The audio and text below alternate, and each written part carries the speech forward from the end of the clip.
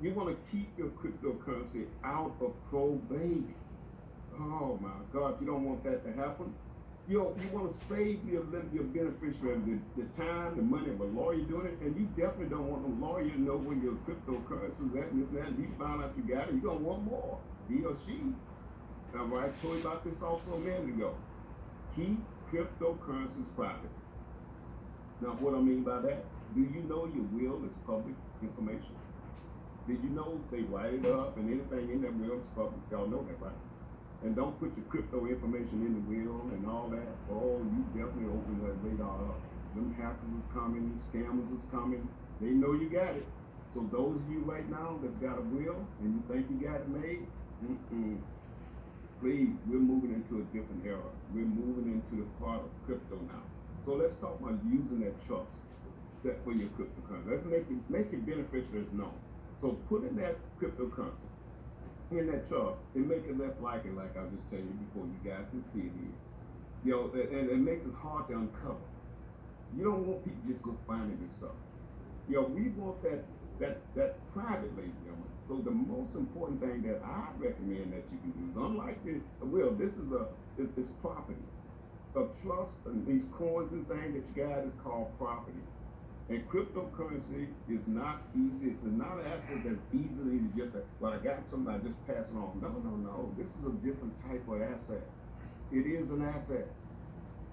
So it has little to do. You don't want a paper trail, ladies and gentlemen. That's something else. See, now everything else you might want to know with something, but not in crypto. You want to make it difficult. And you don't want to make things difficult to your loved ones when you pass. They can't find this stuff.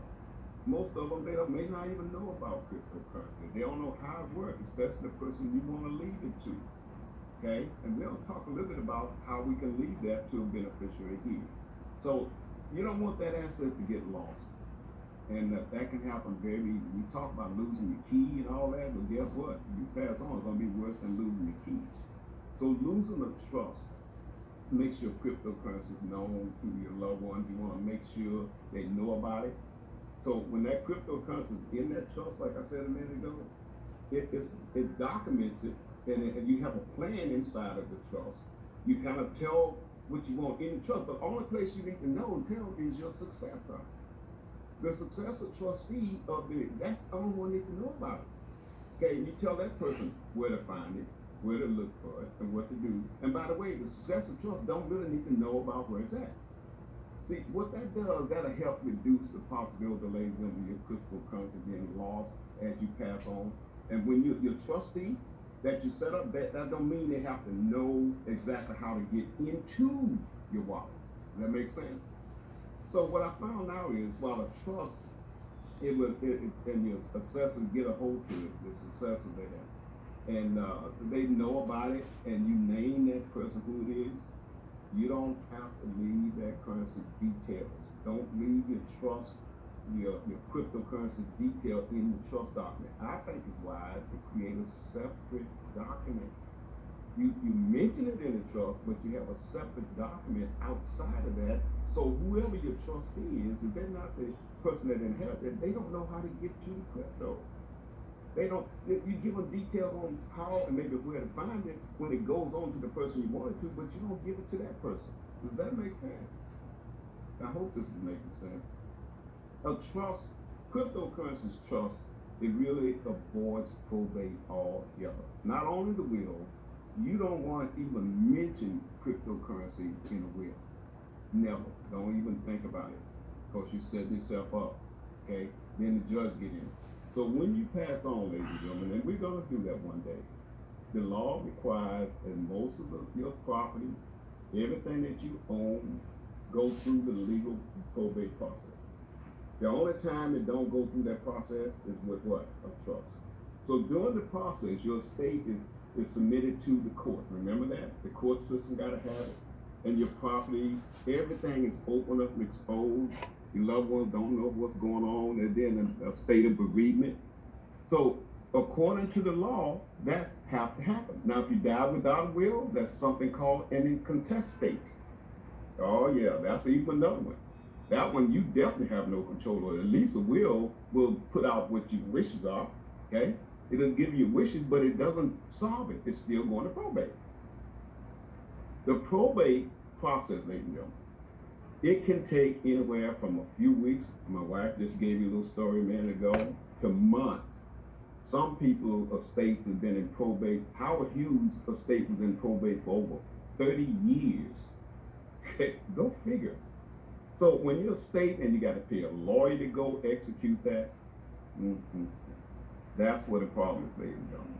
So better yet, I will suggest that you have a trust. Have a trust. Let's go forward and talk a little bit more how this avoid. If you leave that estate, again, I'm going to keep emphasizing this. You want to make plans. You want your cryptocurrency. You want it to go. You do not want to get in that. You don't want your beneficiary to have to deal with that. You want to make sure it bypasses that altogether. Okay? And remember this. With the violation of all these cryptos out here, the market, I told you about what's going on in the market, and your coins can be lost, ladies and gentlemen. And the value of that to your beneficiaries, they don't know anything about the digital wallet. Okay? They don't know anything what's going to happen. Half of them may not even know about it. So I'm real adamant when I talk about leaving a legacy. And Ms. Best, we talk about this all the time. The legacy building is what it's about. So any property included in your trust, right? They will not go through the probate process. Only your successor, remember, the trustee, and they can do it immediately. They have the rights to everything. Because most people don't understand if somebody, a loved one died, even if you got a joint bank account and your name is on different things, and if you got a will, you can't even get into that until the judge or the attorney the lawyers say you can. But with the trust, you have an immediate access the next day. Ladies and gentlemen, it's very important for us to get this down. So keeping your cryptocurrency out of probate, I can say again, it's going to likely save your beneficiaries time and money. It's going to help them like never before. They're going to love you like never before. Okay, you're going to be able to keep your coins and you keep them private. You just got to do that. So keeping it private, that's the next thing. We want to definitely keep it private. So when that beneficiary is using that trust, they can maintain the privacy more than anything. And that during that probate process, keep that out of it. A will, if you had that will, I'm saying it again, okay, that will have to be filed in court. Remember that. It is part of public records. If your cryptocurrency go through that will, that information will what? It will not be private. I gotta say it more than once. The process we're talking about is unappealing for most people, especially people that's got a large estate. Now, Mr. Delco, know you're out there, but get this stuff reevaluated, because every year you need to check it, especially every 2 or 3 years, because you don't want the public getting older this, and then because if it gets in those records, then they got it, guys. So the trust document. Remember, I told you about a separate trust document. You have the trust, but you want to have the documents for your crypto. You just to tell the successor where it's at, and that trustee. They'll know about it, but they won't know how to get to it. That separate piece of that trust is going to be the thing that direct them or the person that's going to benefit from the trust. Okay?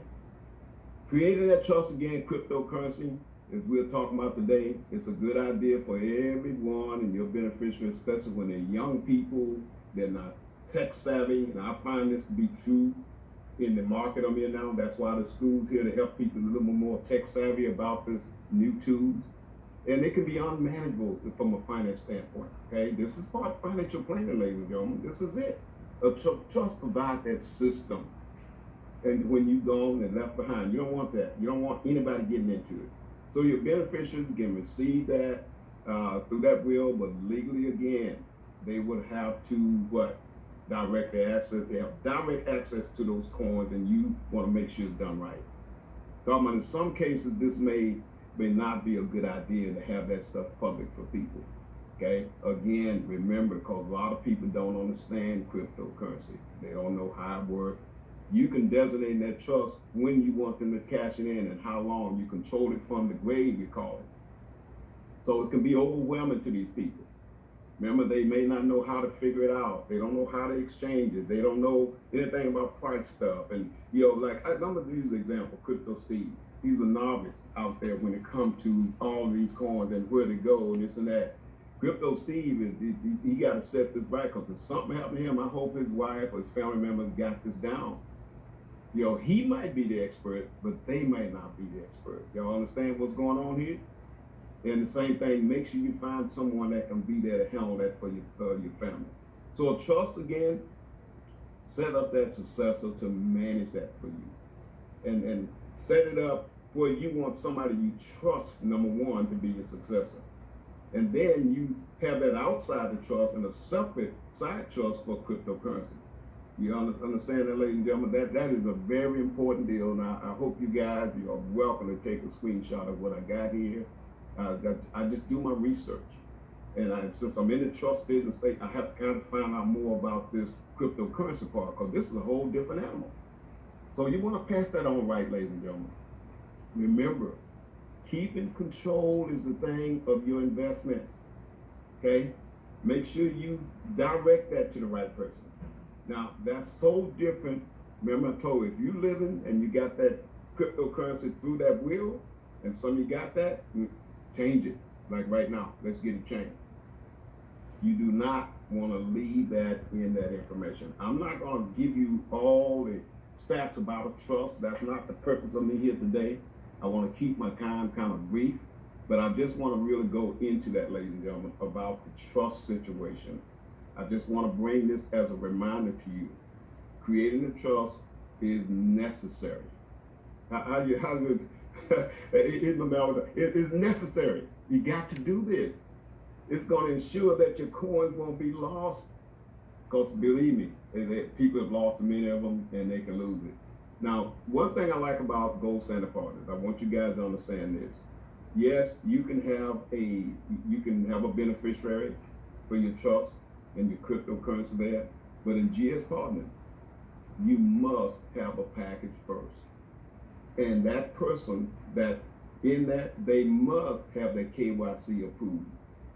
See, like my wife and I, she can inherit mine because she's got a package and she's KYC approved, and vice versa. But some of you got somebody, your kids are beneficiary. They might have a package, but they don't have KYC approval. They cannot be your beneficiary. I hope that makes sense. All right, I just thought I'll throw that in there for one. So unlike a will, like we're talking about living trust, ladies and gentlemen, this is like it avoids that probate, and it gets your living will, power of attorney, health care, and you don't need an attorney to do this. An attorney, you be careful, because sometimes even if an attorney set up a trust, are they setting up your revocable trust or irrevocable trust? Be careful. They'll set it up, say, I got it all covered. Yeah, but you know what? They have control. And they set it up where they're the beneficiary.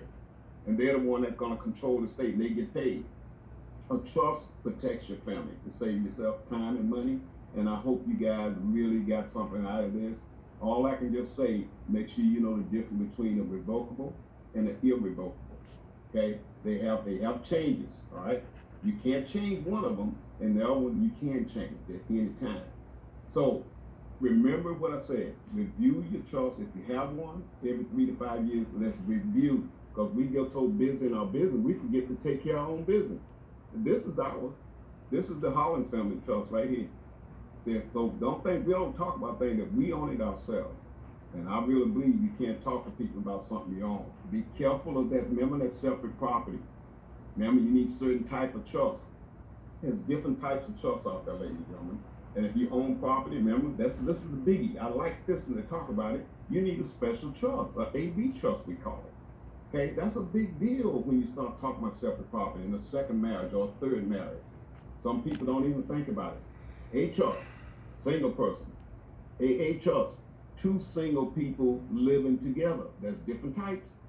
And be careful of all these online packages and stuff I can get and what you find on, people, sometimes the YouTube stuff and all it can get you in trouble. You might not really get the right stuff.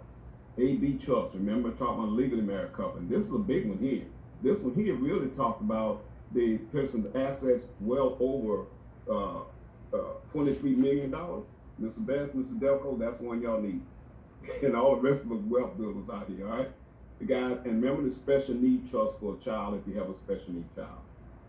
So what am I doing today? I'm gonna give you guys a little offer and wrap up my time here. Give you guys a little offer, work with our trust, with the wealth builders, those of you that decide you wanna get one and you want more information, okay, we're gonna try to get you a little discount off of the price of the trust than what they normally cost. My wife will have all that. And if you want one, make sure you mention the WBW special, because this is for the wealth builders. And we want to make sure you guys set up something. It's up to you to make sure that's done. You need to take action and take action now, because none of us know our date of death. I can't be more specific with that. So I'm going to just wind it up with this. Let you guys know to call our office if you want to get a package. The package has got everything in it. My wife can get you the details. That's the phone number. And we still have Dr. Mueller's special books in the office if you guys want. So, Mr. Delco, I'm going to pass it back to you, sir. Thank you so much.